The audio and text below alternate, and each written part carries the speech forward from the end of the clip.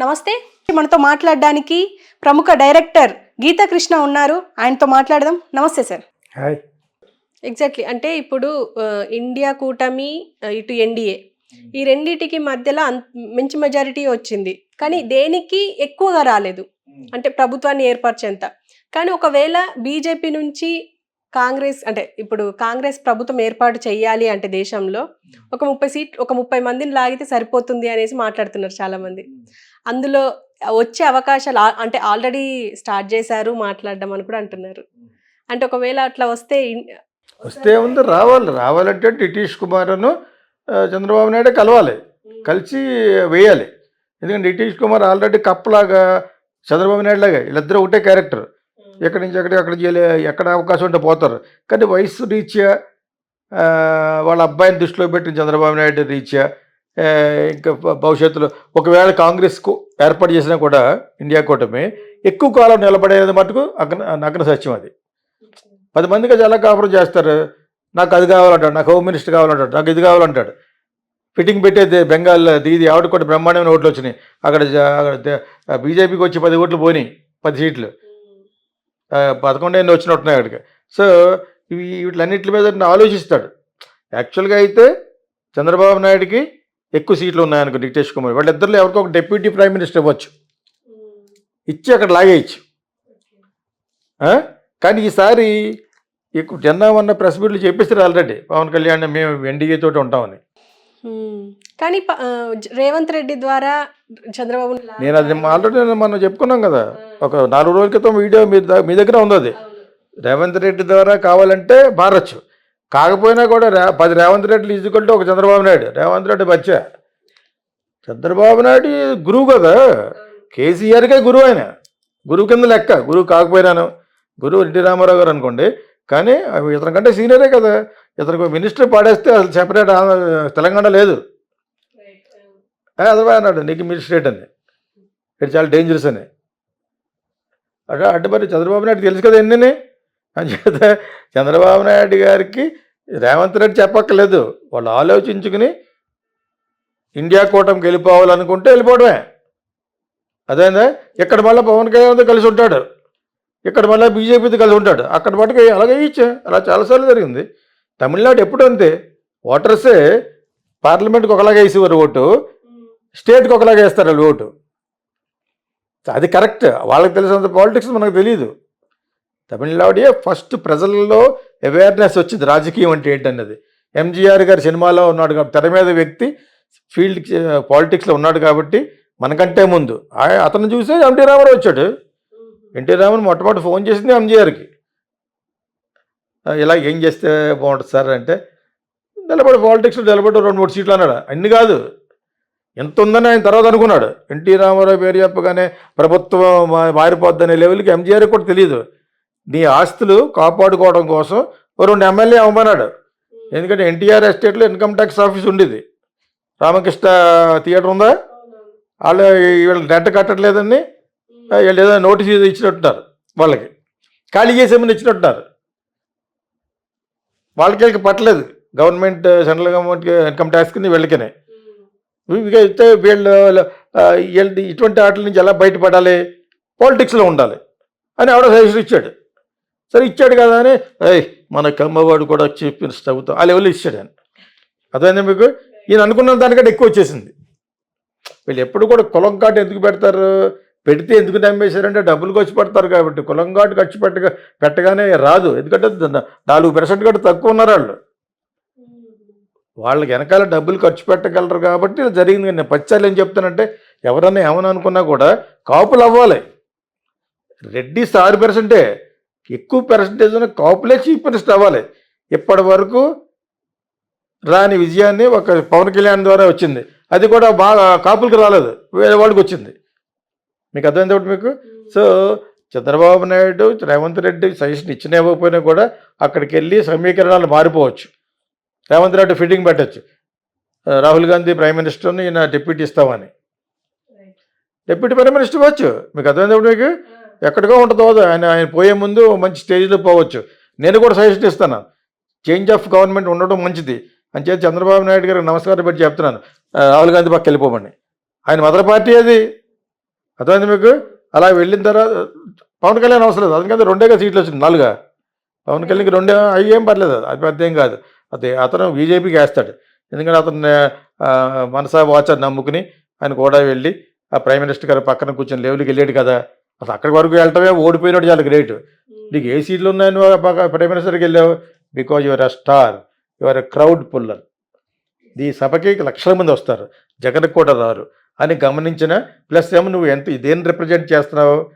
పైకి చెప్పినా చెప్పకపోయినా కాపుల్ని, 37% కాపుల్ని, ఇవన్నీ దృష్టిలో పెట్టుకుని మోడీ దగ్గర రానిచ్చాడు. మీకు అర్థమైంది తప్ప కూడా చంద్రబాబు నాయుడు వెళ్ళి కొంచెం రోజులు కూర్చుంటే ఇంటర్వ్యూ లేదు. ఎటువంటి నాయకుడితనం? 10 సంవత్సరాలు చేసి ఇంతకాలం అనుభవం ఉంది, 40 సంవత్సరాల అనుభవం ఇతను లేదు. ఒక్కసారి కూడా గెలవని పవన్ కళ్యాణ్ వెళ్తే ఇంటర్వ్యూ ఇచ్చేవాడు, అది కూడా తరచుకో కాదు, ఇతని కంటే బాగా ఇచ్చేవాడు. అర్థమైందా? అంచేత రేవంత్ రెడ్డి సపోర్ట్ ఉంటుంది. రేవంత్ రెడ్డి అంటే is the game changer in the మన Telangana, is the game changer. కానీ ఇక్కడ బీజేపీకి ఎంత వచ్చినాయో వాళ్ళకి అంతే వచ్చినాయి. ఇక్కడ పెద్ద ప్రపంచం రాలేదు. మొన్న ఎలక్షన్లో పార్లమెంట్ ఎలక్షన్ జరిగినాయి కదా, అందులో వాళ్ళకి ఎన్ని వచ్చినా వీళ్ళకి 8 అలాగ వచ్చినట్టున్నాయి. అంచేత that's not a very great result. Okay, BRS మనం అనుకున్నాం కదా, ఇట్స్ వాష్డ్ అవుట్ అని, వాష్డ్ అవుట్. ఇప్పుడు అదేవిధంగా అంతకంటే ఘోరంగా ఓడిపోయిన Jagan party is washed out, finish, అంతే, తెరమరుగైపోద్ది, దట్స్ ఆల్. ఓకే. అండ్ ఇందులోనే సార్ ఇప్పుడు మోడీకి ఎందుకు అంత క్రేజ్ తగ్గింది అంటే? సొంతగా గవర్నమెంట్ అంటే అబ్కే బార్ 400 బార్ అనేసి అన్నారు, కానీ ఎందుకు అంత క్రేజ్ తగ్గింది అంటారు? అండ్ ఏంటి రీజన్స్? ఒకటి వచ్చి జనరల్గా anti incumbence on the party ఉంటుంది. 2 వచ్చి మోడీ అండ్ అమిత్ షా పెద్ద క్రుక్స్ అని అర్థమైపోయింది, చాలా పెద్ద మోసగాళ్ళు, ఓన్లీ ఓట్ల కోసం చేస్తున్నారు. అతను ముఖం చూడగానే అర్థమైపోతుంది, అమిత్ షా ముఖం చూడగానే క్రికెట్ అని. అతను ఇక్కడికి వచ్చి కూర్చున్న బాడీ లాంగ్వేజ్, నీకు ఒక సీటు కూడా రాదు, ఆ పెద్ద లెవెల్గా ఇక్కడికి వచ్చి శాసిస్తే ఎవడో ఒప్పుకుంటాడు. సౌత్లో నీకు ఒక సీటు రాదు, ఉన్న కర్ణాటక కూడా పోయింది, అది మనసులో పెట్టుకోరు. జైల్లో పెడతామని ఈడీని, రాహుల్ గాంధీ కూడా వస్తే బెటర్ అని ఎందుకు అనుకున్నా అంటే, ఈ డిపార్ట్మెంట్లని సవరించాలి, సిబిఐ అవదాన్ని, ఈడీ అవదాన్ని, ఇన్కమ్ ట్యాక్స్ అవుతుంది. వైఆర్ ఒక they should be under supreme court. ఈ కోర్టు జడ్జిలే వీళ్ళ మాట వినేసి వీళ్ళకి వెళ్ళిపోతే ఎవడేం చేస్తాడు? వింటున్నారని అనలేము కానీ కన్ఫర్మ్డ్ గాను సంథింగ్ ఇస్ హ్యాపెనింగ్. వాళ్ళు చెప్తున్నట్టుగానే జైలు శిక్షలు. లేకపోతే కవితనాలు కూర్చోబెట్టారు, వీళ్ళు ఎప్పుడు ఎదురు చేయమంటే అప్పుడు చేస్తారు. కేజ్రీవాల్ని కూర్చోబెట్టారు, ఎప్పుడు చేయమని చేస్తారు. అంటే ఎవరికి చెప్తున్నారు? కోర్టుకు చెప్తున్నారు, అంతేనే. ఈడీకి చెప్తే వెళ్ళి అరెస్ట్ చేస్తున్నారు. అంటే ఇది గవర్నమెంట్ ప్రజాస్వామ్యంలో లేదు. సో ఆ విధంగా బ్యాడ్ అయిపోయారు. ఫస్ట్ బ్యాడ్ అయింది అమిత్ షా లేదా యూపీలో తక్కువ రావడం ఏంటి? ఊపి చాలా వదిలే చేశారు. మళ్ళీ అఖిలేష్ యాదవ్ రమణ సీట్లు వచ్చినాయి. అక్కడ యాంటీ ఇన్కంబెన్స్ ఉంటుంది, బుల్డోజర్ ఎఫెక్ట్ ఉంది. చాలామంది రౌడీలు చంపేశారు, చాలామంది తోటి దాని వెనకాల చాలామంది రిచ్ పీపుల్. ఒక రౌడీ వెనకాల ఒక 100 మంది రాజకీయ నేతలు ఉంటారు, వాళ్ళందరూ కలిసి అటు పెంచుతారు కాబట్టి అటు పెట్టి రేగిపోతాడు, వాళ్ళని చంపేసేడు అతను. సో మరి వెనకాల ఉన్న మిగతా 100 మంది అఖిలేష్ యాదవ్ పక్క వెళ్ళిపోయారు. అదేంటే యోగి లాంటి వాడు ప్రైమ్ మినిస్టర్ అయితేనే మంచిదని అనుకున్నాం, కానీ ఈ నిజంగా రేపొద్దున ఎలక్ట్ అయితే యోగిని అవనెవరు అనే టాక్ బయటకు పట్టుకొస్తారు. అమిత్ షాను మోడీ కలిసి ఈ ఆర్ఎస్ఎస్ని ఇండైరెక్ట్గా పెట్టుకుని అతన్ని దెబ్బేద్దామని చూశారు. ఎవరు? మోడీ, ఎవరు? యోగి ఆదిత్యనాథ్. యాక్చువల్లీ యోగి ఆదిత్యనాథ్ కాన్సెప్ట్, అతని యొక్క భావం కరెక్ట్. వాళ్ళ తాలూకా వాళ్ళు ఇంకా చిన్న చిన్న బడ్డీ కోట్లు పెట్టుకున్నారు సిస్టర్స్ వాళ్ళని. అది రుజువు అవుతుంది కదా. నిజంగా అతను హెల్ప్ చేయాలంటే వాళ్ళందరినీ అపర కోటీశ్వరులు చేయొచ్చు. చేయలేదు. ఇతను కూడా వెళ్ళి నేల మీద పడుకుంటాడు, భోజనం చేస్తాడు, పడుకుంటాడు, ఎవడన్నా రౌడీలు ఉండి చంపేయమంటాడు. ఓకే, కషాయ వస్త్రంలో ఉన్న కాఠిన్య హృదయంలో ఉన్న వాడు అంటే అతను ఎవరు? అతను కూడా తప్పించాలనే టాక్ రాహుల్ గాంధీ చెప్పేశాడు. వీళ్ళు కానీ మళ్ళీ బీజేపీ వస్తే యోగిని తప్పిస్తారు, వాళ్ళని తప్పిస్తారు. ఆల్రెడీ వీళ్ళు వచ్చే ముందే మురళీ మనోహర్ జోషిని, ఎల్కే అద్వాన్ని వీళ్ళందరినీ తప్పించారు రిటైర్మెంట్ ఏజ్ అని చెప్పేసి. ఆ విధంగా ఊరేట రావాలి ఇప్పుడు. సో అన్ని విధాలు దొరికిపోయాడు. తర్వాత కోవిడ్లో వీళ్ళు చేసిన విన్యాసాలు, ఇంక్లూడింగ్ వ్యాక్సినేషన్లో చేసిన విన్యాసాలు, వాళ్ళు ఎవరెవరికి ఫేవర్ చేశారో అందరికీ తెలుసు. ఇక్కడ రామారెడ్డి గారు రామోజీ బంధువుకు అతను చేశారు. అవన్నీ కూడా కరెక్టో కాదో తెలియదు. నేను అందుకనే I went for Russian vaccine. Sputnik అనేది ఉంది కదా, స్పుట్నిక్ దాన్ని ఎంచుకున్నాను అనమాట. ఇది వీళ్ళ మీద నమ్మకం లేక. ఇక్కడ ఎల్లా అన్న వాళ్ళు ఎవరో పెట్టారనమాట. అది రామోజీరావు గారు వెంకటే అతను. ఓహో! అర్థమైందా మీకు? సో ఇవన్నీ అన్నీ తెలుసుకోవాలి. వాళ్ళు తెలుసు ఆల్రెడీ, మిగతా చాలాసార్లు చెప్పేసాను నేను. So what ever it is, ఇక్కడ మోడీకి అమిత్ షాకి ఉన్నంత బ్యాడ్ ఎవరికి లేదు. వాళ్ళు డామినేట్ చేసేసి మొత్తానికి బీజేపీలో ఉన్న నితిన్ గడ్కరీ వాళ్ళందరూ కూడా మాట్లాడకుండా చేయడం కోసం ప్లాన్ చేసి ఎంత డైరెక్ట్గా అతన్ని కమిటీని, పార్లమెంట్ కమిటీని తీశారు నితిన్ గడ్కరీని. He was doing very well. How dare do that? వీళ్ళిద్దరు అనే పార్టీ అసలు వీళ్ళిద్దరిని తప్పించడం కోసమైనా కనీసం రాహుల్ గాంధీకి అవకాశం ఇచ్చి చంద్రబాబు నాయుడు అంటే రీథింక్ చేయాలి. ఇతనికి ధైర్యం సరిపోవట్లేదు. అంటే వాళ్ళు కలిసి ఉండకపోతే రేపు పొద్దున మళ్ళీ వాళ్ళు వచ్చినప్పుడు ఇతన్ని మళ్ళీ ఇచ్చేస్తాను. లేదు, ఈసారి ఇష్టం వచ్చిన డైలీ పెట్టలేరు. ఎందుకంటే 50% ఉంది కదా, ఇష్టం వచ్చినట్టు పెట్టడానికి ఊరుకోరు. అపోజిషన్ పార్టీ సమానంగా ఉంది కదా, అది లేదు ఇక్కడ స్టేట్లో. మళ్ళీ మన జగన్ వల్ల దెబ్బ అయిపోయాడు. నువ్వు చేసిన అరాచకాల వల్ల దెబ్బ అయిపోయింది. ఎంత నీ కన్ను నువ్వే పొడుచుకున్నావు బీజేపీ. సో కొన్ని ప్లస్లు జరిగినా కూడా మోడీని తప్పిస్తే దేశానికి ఆరోగ్యకరం, అమిత్ షా తప్పిస్తే దేశానికి ఆరోగ్యకరం. రైట్. కానీ అంత కేపబుల్ పర్సన్స్ బీజేపీలో ఇంకెవరు ఉన్నారు సార్? భలే బోళ సో మనీ అర్థం రానివ్వటది వాళ్ళని, వాళ్ళ నేమ్లు పైకి రానివ్వట్లేదు. కూడా హెల్త్ అంటే ఎవరికి ఉండదు. అలా ఇంకా ఉంటారు. బీజే 300 సీట్లు 250 సీట్లు వచ్చిన వాళ్ళు ఎవరు ఉండరా? యంగ్స్టర్స్ ఉంటారు, బోర్డు చాలా మంది ఉంటారు. ఆర్ఎస్ఎస్ గారు సజెస్ట్ చేస్తే కానీ అసలు ఒక్కసారి అంటే ఎవరికి తెలియదు అంత ఇంత కేపబుల్ పర్సన్స్ ఉన్నారు అని చెప్పేసి. మన తెలుగు వాళ్ళలోనే 2-3 ప్రైమ్ మినిస్టర్ కాదు, మంచి మినిస్టర్లు ఇవ్వడానికి ఉన్నారు. వాళ్ళని నొక్కేస్తున్నారు. వాళ్ళ పేర్లు నేను చెప్పడం, వాళ్ళ రెస్పాన్స్ అవునప్పుడు మనం ఏం చెప్తాం? ఎప్పుడన్నా లింక్డ్ఇన్లో ఎప్పుడన్నా పెడుతున్నప్పుడు ఎప్పుడు హాయ్ అంటాం తప్పితే వాళ్ళు రెస్పాన్స్ అంత భయపడిపోతారు. ఇంకెందుకు? మీరు ఒకడు ఉన్నాడు కాకినాడ వాడు, మంచి తెలివైన వాడు. ఇలాగంటే వాళ్ళకి అర్థమవుతుంది బీజేపీని. ఇంకా ఉన్నారు భయపడిపోతారు. ఎలాంటి వీళ్ళు నొక్కేస్తున్నారు ఇద్దరును. ఓకే, అమిత్ షాను మోడీని అందరినీ రానివ్వకుండా చేస్తున్నారు. ఎందుకంటే మీడియాని చేతిలో పెట్టుకున్నారు, మీడియాని డెవలప్ చేశారు, మీడియాని పార్టీ తరపున గవర్నమెంట్ ఫండ్లు పడేస్తున్నారు, ఎలక్టోరల్ బాండ్స్ తరపున కొన్ని లక్షలు కొట్టేశారు, కొన్ని వేల కోట్లు కొట్టేశారు. దానికి 2-3 డబ్బున్న వాళ్ళని పెట్టినారు. అదాని నేను, అంబానీ నేను, ఇద్దరు గుజరాత్ వాళ్ళే. మీకు అర్థమైనప్పుడు ఎగ్జిట్ పోల్స్లో ఫేవర్గా చెప్పని ఒక 10 ఉన్నాయనుకోండి, ఎగ్జిట్ పోల్స్ చెప్పే సంస్థలు, వాళ్ళందరికీ డబ్బులు ఇచ్చారు. వాళ్ళందరూ బాగా చెప్పడంతో అదాని ఎక్కడికో వెళ్ళిపోయినాయి షేర్స్. నేను రిజల్ట్ అయిపోయినట్టు అక్కడ పడిపోయింది. అంటే ఏంటి? Modi is nothing but Adani and Ambani. Right. మీకు అర్థమైంది? ఇండైరెక్ట్గా అతనికి సంసారం ఒక దెబ్బ ఇవ్వలేదు, కానీ అతని తరపున అందరూ ఉన్నారు. అతని మటుకు ఇంటాక్ట్గా అందరూ రిటైర్ అయిపోవాలి, కానీ మనోడు రిటైర్ అవ్వడం, చంద్రబాబు నాయుడు అవ్వడం, రిటైర్ అవ్వడం.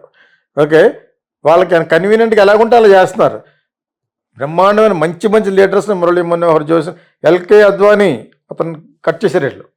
రైట్. అవును. అదేంటే వీళ్ళ పార్టీలు ప్రతి పొలిటికల్ పార్టీలోనే సొంత వాళ్ళే దొక్కుంటూ ఉంటారు. ఎందుకంటే వీళ్ళ పొజిషన్ కదిలిపోద్ది కాబట్టి.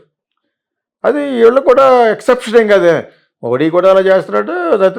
అతను చాలా పెద్ద క్రుక్కులు వీళ్ళిద్దరు. అర్థమైపోయింది. క్రుక్కులు అని నాకు చెప్పాడు రాహుల్ గాంధీ ప్రకారంగా దే ఆర్ క్రుక్స్. రైట్. ఒకవేళ గెలిచినా కూడా యూపీ నిజంగా వీళ్ళు ఎక్స్పెక్ట్ చేస్తుంది గెలిచినా కూడా యోగిని కట్ చేస్తారట ఫస్ట్. కానీ నితిన్ గడ్కరీని కట్ చేస్తారు, చాలామంది కట్ చేశారు వీళ్ళు. అంటే వీళ్ళిద్దరే ఉండాలన్నమాట. దేశం ఎటు పక్కకి వెళ్తుంది? చాలా బ్యాడ్ పక్కకి వెళ్తుంది. ఇక్కడ ఉన్నాయి 2-3 బీజేపీ ఛానల్స్ ఉన్నాయి. ఏదో సోది చెప్తూ ఉంటారు, ఎదవ సోది. ఓకే, ఇటువంటి ఏదో సోది చెప్తారు. ఎందుకంటే వాళ్ళకి జీతం ఇచ్చేది వాళ్ళే. So there should be a change. Jagan అని అనుకున్నామా? చేంజ్ వచ్చింది. అక్కడ కూడా చేంజ్ కావాలి. గవర్నమెంట్లో చేంజ్ వస్తేనే దేశానికి బాగుంటుంది. లేకపోతే వాళ్ళు పెట్టింది ఇదని చెప్పేసి కూర్చుంటారనమాట. They will do whatever they want. ఇప్పుడు చేయలేరు. వాట్ ఎవర్ పీఓకే అంటారు కదా, పాకిస్తాన్ ఆక్యుపైడ్ కాశ్మీర్ కూడా వెంటనే జరగదు. ఎందుకంటే వీళ్ళు స్ట్రాంగ్గా ఉన్నారు కదా. ఇండియా కూటమి మీద ఆల్మోస్ట్ లైక్ 230+ వీళ్ళందరూ కలిస్తే రేపొద్దున ఒక్కొక్క దానికి అందరూ ఓటు వేయకపోవచ్చు. అంచేత బీజేపీ అన్న పెద్దానికి పవన్ కళ్యాణ్ చేయగలడు. 2 పవన్ కళ్యాణ్కి 2 సీట్లు ఏం చేయగలడు? ఏం చేయలేడు. ఊటుంటే పెట్టారు రేపొద్దున కాబుల్ పనిచేస్తానే. అతను ఎక్కడ పర్లేదు. ఇక్కడ అతను చేసిన పొరపాటు 50 మందిలో నిలబడాలని మనం చెప్పాము, కాబుల్ చెప్పారు. వినలేదు. ఎందుకంటే దానికి కారణం ఉంది. 10 సంవత్సరాలు ఓడిపోయాడు కదా! అంచేత వీళ్ళు కన్విన్స్ చేసేసారు. కన్విన్స్ చేసేస్తే ఎవరికి ఉపయోగపడింది? చంద్రబాబు నాయుడుకి ఉపయోగపడింది. ఇప్పుడు మళ్ళీ సెంట్రల్ గురించి మాట్లాడుకుంటే Rahul Gandhi is becoming strong. ఈ బికమ్ స్ట్రాంగెస్ట్. అవును. ఇప్పుడు పవన్ కళ్యాణ్ అవ్వలేదు మరి? First time, second time, third time అయింది. అలాగే విధంగా అందులోనూ వాళ్ళ పవన్ కళ్యాణ్ లాగా చిన్న ఫ్యామిలీ కాదు కదా. Congress is a big family, big background. ఢిల్లీలో సగం అంతా కాంగ్రెస్ వాళ్ళు వస్తారు. వాళ్ళు తక్కువేం కాదు, వాళ్ళకి డబ్బులు వెళ్ళిపోతుంటాయి శాలరీ కింద. అది మోడీ వచ్చి కట్ చేశాడు. అది చాలా పెద్ద బూత్ అది. కాంగ్రెస్ కొన్ని ఫ్యామిలీస్ ఉన్నాయి, ఏదో ఒక రూపాయన పాత్ర ఇచ్చేసి అలాగ 100 ఫ్యామిలీకి డబ్బులు వెళ్తూ ఉంటాయి. ఇది గత 56 సంవత్సరాల నుంచి నెహ్రూ ఫ్యామిలీ అనమాట. అదే వాళ్ళ శ్రేయోభిలాషులు. అది ముందు కనిపెట్టి మోడీ కట్ చేసాడు. మీకు అర్థమైనప్పుడు మీకు సంచేత ఇట్స్ బిగ్ ఫ్యామిలీస్ కదా. ఏమన్నా ఢిల్లీలో జన్పత్లో ఉండేవాళ్ళు సగం అంతా కూడా కాంగ్రెసే. ఎందుకు పడిపోయింది? వాళ్ళు ఎదవ పని స్టార్ట్ చేశారు ఇక్కడ, స్టేట్ సెపరేట్ చేసి. వీళ్ళకి ఎదవ పని కాకపోవచ్చు, మరి ముందు చూపు లేనితనం చేశారు. సౌత్ అంతా పడిపోయింది. రైట్. మీకు అర్థమైనప్పుడు సోనియా గాంధీ ఏంటి? సోనియా గాంధీ ప్రైమ్ మినిస్టర్ ఊరుకోరు. మన వాళ్ళ మటుకు అమెరికాలో ప్రైమ్ మినిస్టర్ అయిపోవాలి, అది డెమోక్రసీ అంటేనే. గవర్నర్ అయిపోవాలి. వాళ్ళ మటుకు ఇక్కడికి వస్తే అవ్వకూడదు. సోనియా గాంధీని అలాగే ఆపిస్తారు. అసలు ఆ లేడీ వేరే దేశం ఆవిడ మనకు ప్రైమ్ మినిస్టర్ ఏంటి? లేకపోతే మన్మోహన్ సింగ్ ప్లేస్లో ఆవిడే ఉండాలి. ఏదో నోరులు వాకు లేని ఒక మేధావిని పెట్టారు. ఇప్పుడు నోరు వాకు లేనివాడు మామూలుడైతే పర్లేదు, ఆయన అపర మేధావి, IMFని చూశాడు. సో ఆయన పెట్టి ఈవిడ ఎదవేషాలు వేసింది కాబట్టి ఈవిడంటే కాంగ్రెస్ పార్టీ పడిపోయింది. వాళ్ళ కన్ను వాళ్ళే పొడుచుకున్నారు. ప్లస్ ఏమో ఇది దద్ది పెద్ద పప్పు అది ఆవిడ రాహుల్ గాంధీ. ఇప్పటికి కళ్ళు తెరిచాడు. ఎలాగా నేర్పి ఈలోగా చిన్న పాప కూడా నేర్చేసుకున్నాడు. కొంచెం బాగానే మాట్లాడుతున్నాడు, అక్కడక్కడ దూడలు లేకుండా తెలుగు బాగానే మాట్లాడుతున్నాడు. ఇందాక చూశాను మాట అనమాట. కాకపోతే అతను ఈజ్ ఈక్వల్ టు జగన్, కేర్ఫుల్గా లేకపోతే. It is a dangerous fellow. Okay.